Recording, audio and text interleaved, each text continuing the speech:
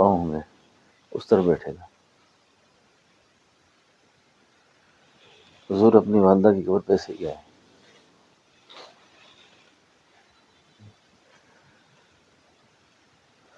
اور جب اپنی والدہ نے اپنے باپ کی قبر پہ لے کے گئی تھی نا، کہتے ہیں نبوت ایسی دولت ہے نا، اسی وقت سے اللہ نے نبوت کی ساری چیزیں آپ پر کھولی تھی. کہ ہماری نبی علیہ السلام کی جو والدہ تھی نا، ان کا نام ہے حضرت اماں آمنہ. یہ قبیلہ بنو نجار کی تھی، اور قبیلہ بنو نجار جو تھا نا مدینہ طیبہ میں آباد تھا. اور حضرت عبداللہ جو تھے نا، یہ اپنے نانحال میں فوت ہو گئے، سسرال میں فوت ہوئے تھے نا، سسرال میں. ان کی قبر جو ہے نا باب السلام کے باہر بنی تھی اس زمانے میں. یہ 1980 تک وہیں رہی. 1980 میں آپ کی قبر کشائی ہوئی اور دوبارہ بقیع میں دفن کیا آپ کو. اور آپ کی میت جب نکالی گئی ہے نا، ہندوستان پاکستان کے 5 علماء موجود تھے، بالکل تر و تازہ آپ کی میت پڑی ہوئی تھی. اور وہاں سے نکال کر آپ کو بقیع میں سپرد خاک کیا. مولانا عاشق الہی، مولانا بدر عالم میٹھی، پیر سید کلیم اللہ شاہ صاحب، مولانا بدر عالم میٹھی، یہ لوگ اس کی تدفین میں شامل تھے دوبارہ. سمجھ گیا میرے صاحب؟ تو حضور نے یہ طریقہ سکھایا کہ والدین کی قبر پر یہ شکریہ، اچھا رب اوزعنی ان اشکر نعمتک، والدین کی طرف سے شکریہ ادا کرنا. اور اگر ان سے کوئی غلطی کوتاہی ہوئی ہے تو اللہ سے ان کے لیے شکریہ ادا کرے، اللہ کی طرف سے معافی مانگے ان کی طرف سے کہ اللہ ان پہ معاف کر دے، اللہ ان پہ رحم کر دے. اب اس سے آگے جو ہے نا جی، آدمی کوئی نہ کچھ کام کرتا ہی ہے تو اللہ سے اس کے رضا والے اعمال کی توفیق مانگے. یہ جو رضا والے اعمال ہیں نا، یہ ذرا سمجھے ذرا اس کو. یہ نفس کے ساتھ انسان کی ایک بڑی زبردست قسم کی مار کار آئی ہے. اچھے لوگ زندگی کا طویل حصہ گزار لیتے ہیں، وہ رضا والے اعمال کی فہم نہیں ہوتا ان کو. قرآن حدیث پڑھا کے کہ میں یہ کر کے خدا کو حاصل کر رہا ہوں یا خدا سے دور ہو رہا ہوں، یہ کر کے میں اللہ کے قریب پہنچ رہا ہوں یا اللہ سے. اس لیے حدیث میں آتا ہے کہ قیامت والے دن بعض لوگ اپنی دنیا کے ان اعمال پر انتہائی پریشان ہوں گے اور دعا کریں گے کہ یا اللہ اگر یہ ہم نے نہ کیا ہوتے تو زیادہ اچھا تھا.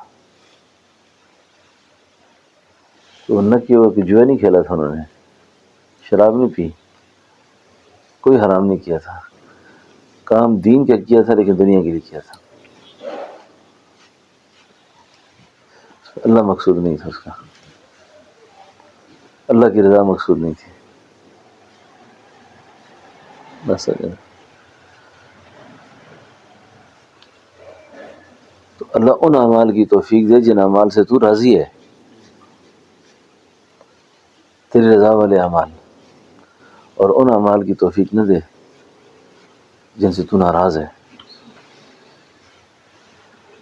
اسی لیے بزرگوں نے یہ لکھا ہے نا کثرت کے ساتھ اس معمول کے بارے میں کہ جس آدمی کو اپنی نیت پر معاملات نہ پتہ چلتے ہوں، نیت پر اس کے آگے ایک دیوار کھڑی ہو، حجاب ہو بہت زیادہ، سمجھ نہیں آ رہا میں کیا کروں، تو یہ جو تسبیح ہے نا لا حول ولا قوت الا باللہ العلی العظیم، یہ 500 بار پڑھنی چاہیے روزانہ.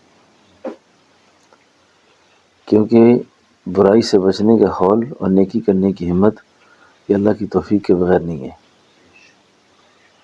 اللہ کی توفیق تو یہ ساتھ دعا کرے کہ اللہ ان اعمال کی توفیق دے جن اعمال سے تو راضی ہے. ایسا نہیں ہے کہ آخرت میں صحیح کوئی نہ ہو. آپ سارے صاحب علم بیٹھے ہیں. ہمارے خواجہ بلہی صاحب رحمۃ اللہ علیہ فرمایا کرتے تھے بعض لوگ قرآن پڑھ کر جہنم میں جائیں گے، قرآن پڑھا کے جہنم میں جائیں گے. آپ کے علم میں یہ بات ہو کہ ولی طلحہ صاحب آپ کے جو سسر تھے نا ڈاکٹر رح اللہ صاحب، بڑے نیک آدمی تھے. بڑے بزرگ آدمی ہیں، ایک ان کا بزرگ ہونے اس وجہ سے انہوں نے آپ کو رشتہ دیا. ہاں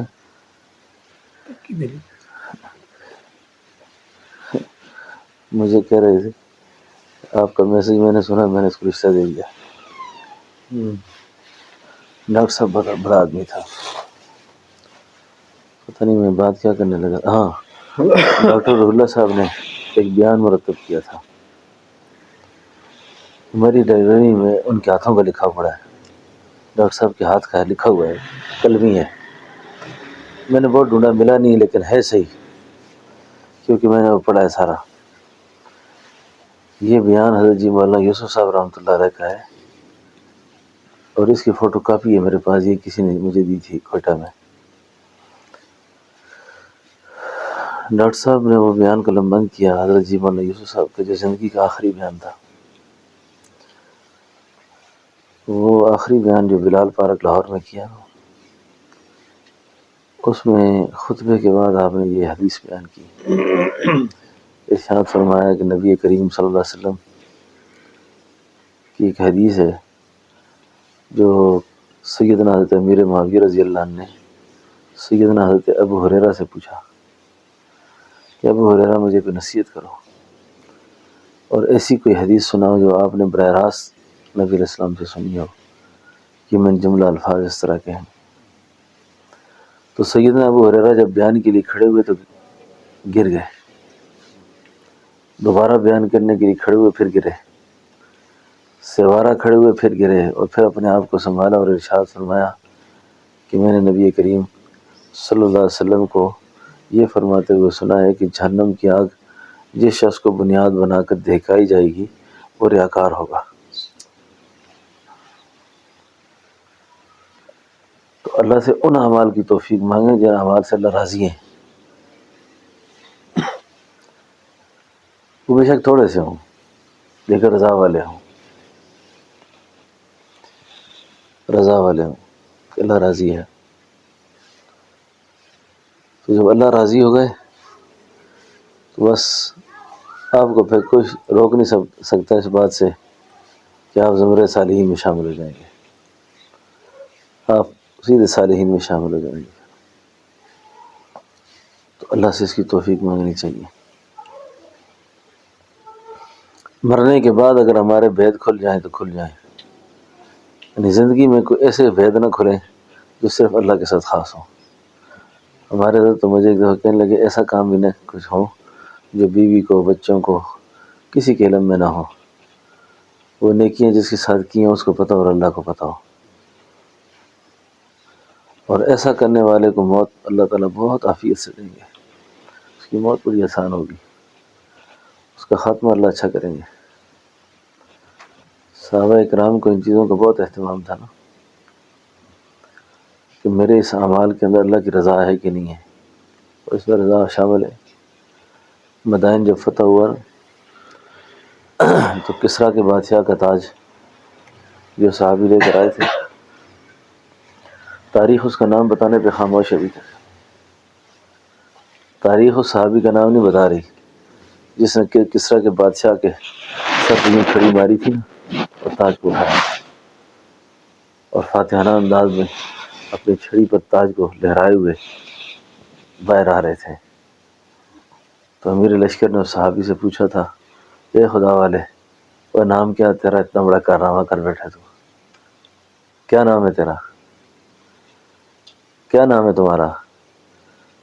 تاریخ نے لکھا ہے کہ اس صحابی کے جو جواب تھا، اس نے کہا امیر لشکر، میں نے جس کے لیے یہ کام کیا ہے نا اس کو میرا نام آتا ہے،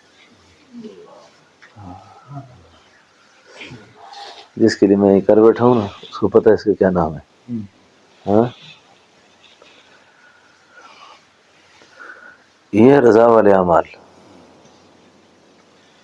لون اعمال کی توفیق ہے جن سے تو راضی ہے. اور یہ نفس کا جو خطرناک قسم کا گہرا سمندر ہے نا، یہ اس کو عبور کیے بغیر یہ دولت نصیب نہیں ہوتی ہے. اور نفس کی قوت جب تک ٹوٹتی نہیں ہے اور نفس کی قوت کو توڑنے کے لیے دو چیزیں ہیں، دو، ایک صحبت اہل اللہ اور دوسرا طریقے کے اشغال و آداب۔ ہمارے طریقے میں ذکر اسم ذات تلقین کیا جاتا ہے کہ اسم ذات کا ذکر کرے۔ اللہ کی یاد کے کچھ خاص مقام ہیں انسان کے باطن میں، جیسے یہ بائیں پستان سے 2 انگلی کے فاصلے پہ یہ دل ہے، اس کو لطیفہ قلب کہتے ہیں، بالمقابل لطیفہ روح ہے۔ یہ قلب ہے، یہ روح ہے۔ وسط سینہ میں سر ہے، اس کو لطیفہ سر کہتے ہیں۔ یعنی قلب، روح، سر، 2 ہونٹوں میں خفی ہے، یہ اخفا ہے۔ یہ اللہ کی یاد کے خاص مقام ہے۔ یہ 5 لطیفے ہو گئے، قلب، روح، سر، خفی، اخفا۔ اور ایک اس کے بعد اگلا لطیفہ ہے لطیفہ نفس۔ یہ متکبر آدمی کا جو ہوتا ہے وہ دماغ کی چوٹی میں ہوتا ہے، اور لالچی آدمی کا جو ہوتا ہے ذرا ناف ہوتا ہے۔ اب یہ دونوں بیماریاں کسی نہ کسی درجے میں موجود ہوتی ہیں، ہرس بھی ہوتی ہے آدمی میں، تکبر بھی ہوتا ہے۔ اب انجام کے اعتبار سے دونوں ٹھیک نہیں ہیں، لیکن فرمایا جس وقت ان مقامات سے ذکر بیدار ہو کے نا، یہ 5 لطائف مل کے حملہ آور ہوتے ہیں نفس پر، یہ نفس کو پھر مسلمان کرتے ہیں۔ اور جب نفس مسلمان ہو جاتا ہے تو نفس پھر ذکر پہ لگ جاتا ہے، پھر نفس کی اولادیں نکلنا شروع ہوتی ہیں، اور وہ جو اللہ کی رضا والے اعمال ہیں وہ اس کی طبیعت بن جاتے ہیں، اس کا مزاج بن جاتا ہے۔ پھر کچھ بھی ہو اس کا اثر نہیں کرتا کہ لوگ کیا کہیں گے کیا نہیں کہیں گے۔ نہ تعریف ہے حد سے زیادہ پھولتا ہے، نہ مذمت پہ حد سے زیادہ بگڑتا ہے۔ تو یہ ہے رضا والے اعمال، یہ رضا والے اعمال ہیں۔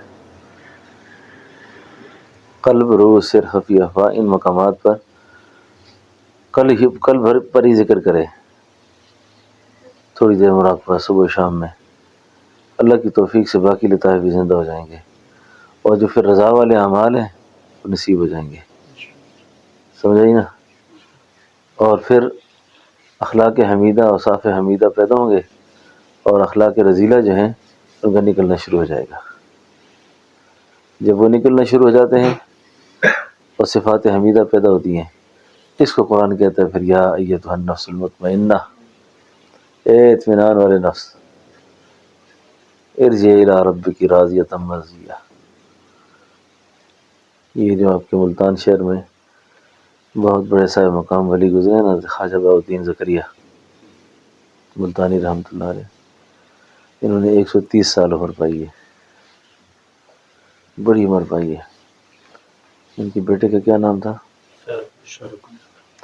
شاہ رکن عالم۔ شاہ رکن عالم جو تھے نا، ایک دن حضرت کو ملنے کے لیے صاحب آئے، انہوں نے کہا حضرت سے ملاقات کرنی ہے زور کے بعد۔ انہوں نے بیٹے نے کہا حضرت آرام کرتے ہیں، بعد میں آ جائیں آپ۔ انہوں نے کہا میں بعد میں کیا ہوں گا، یہ میرا خط پھر حضرت کو دے دیں۔ خط لے کے اندر گیا، خط کا سرنامہ پڑھا، بسم اللہ الرحمن الرحیم۔ حضرت پڑھ رہے ہیں یا ایتھا النفس المطمئنہ، خط میں لکھا ہوا ہے ارجعی الی ربک راضیۃ مرضیہ فادخلی فی عبادی وادخلی جنتی۔ حضرت آنکھیں بند ہوں گی، فوت ہو گئے، فوت ہو گئے۔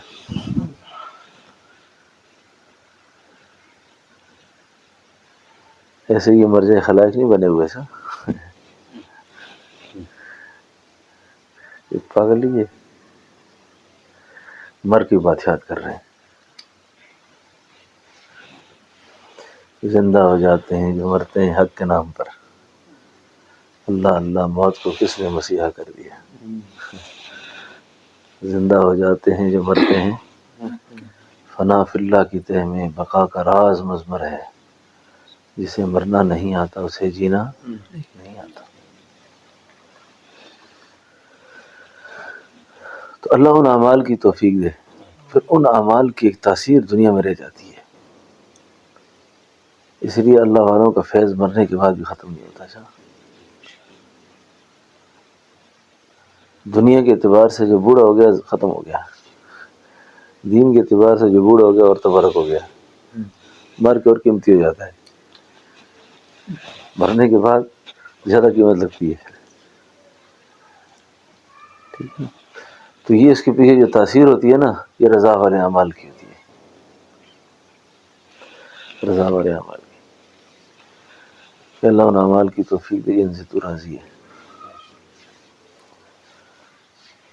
تو شکر کی نعمت کو اپنے اوپر غالب کریں، شکر کی نعمت بچوں میں تذکرہ کریں، گھر میں تذکرہ کریں اس بات کا کہ ہم شکر گزار ہوں۔ جب شکر گزاری ہوگی تو اللہ تعالیٰ کی نعمتیں بڑھتی رہیں گی، پھر اللہ کی نعمتیں بڑھتی رہیں گی۔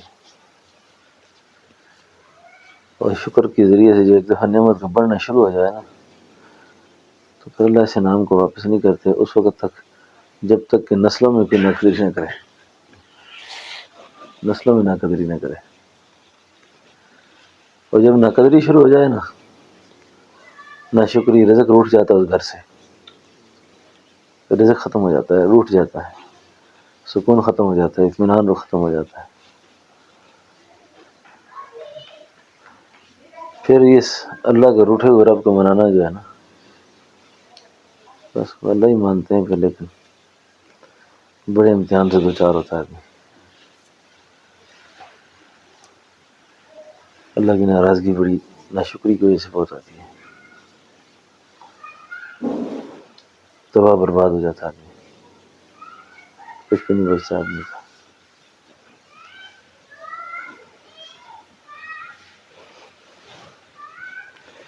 تو قرآن کی دعاؤں کو یاد بھی کریں، اور خاص طور پہ یہ جو دعا ہے نا کہ اللہ مجھے شکر کی توفیق دے، شکر کی توفیق دے، شکر کی توفیق دے کہ میں اللہ آپ کا شکریہ ادا کر سکوں، گلہ شکوہ نہیں کرنا تھا، شکر کی توفیق مانگنی ہے۔ اور یہ جو ذکر ہے نا، اللہ اللہ اللہ، زبانی بھی قلبی بھی، قلبی بھی۔ لوگ پوچھتے ہیں کوئی وظیفہ بتائیں، اس سے بڑا وظیفہ ہی کوئی نہیں ہے، اللہ کو پانے کا اس میں ذات سے بڑا اور کوئی نہیں ہے۔ اتنا آسان ہے کہ آپ کھڑے بیٹھے لیٹے ہر حال میں دل سے بھی کر سکتے ہیں، زبان سے بھی کر سکتے ہیں، اللہ اللہ اللہ اللہ اللہ، بس یہ ذکر ہے۔ اور اسی سے ترقی ہوتی ہے، ٹھیک ہے نا۔ سب کو سکون آیا نا، نیند آ رہی ہے، نیند ہے، سکون آ رہا ہے، ہاں سکینت ہے نا جی۔ اللہ کے حبیب علیہ السلام سجدے میں سو گئے تھے نا، سجدے میں آپ کی آنکھ لگ گئی، اللہ کہتے ہیں اس بات پہ خوش ہوتے ہیں کہ میرے بندے کا جسم بھی میرے اس پاس ہے اور اس کا روح بھی، ہاں روح بھی میرے پاس آ گئی ہے، جسم بھی میری یاد میں، روح بھی۔ حضرت لاہوری سے کسی نے کہا تھا عجیب بات ہے، آپ کی مجلس میں بیٹھتے ہیں تو بیان کے دوران نیند آتی ہے، سارا دن بازار میں پھرے نیند نہیں آتی ہے، ہاں مجھے سارا دن لیس بیچے نیند آتی ہے، نیند نہیں آتی بالکل۔ فرمایا آگ پہ کس کو نیند آئی ہے؟ آگ کے انگاروں پہ کوئی لیٹ سکا ہے؟ آگ کے انگاروں پہ کوئی لیٹ سکتا؟ جو ہی امن میں آتا ہے آدمی اس کو سکون آ جاتا ہے۔ تو یہاں کا سویا بھی اچھا. ہاں ایک بزرگ سے کوئی مریض ہوتا نا، کہتے کیا کروں کا نماز پڑھو سو جایا کرو. کہتے یہ کیا ہے نماز پڑھو سو جایا کرو، جاگے گا گناہ ہی کرے گا. جاگے میں گناہ ہی ہے، سوئے چلو گناہوں سے تو بچا ہوا ہے نا. کیوں میرے صاحب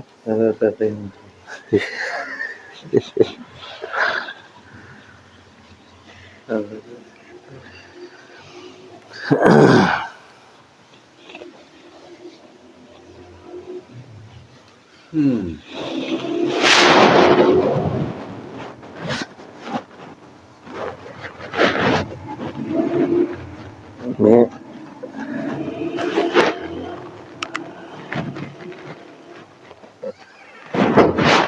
انبیاء علیہ السلام جو ہے نا، انبیاء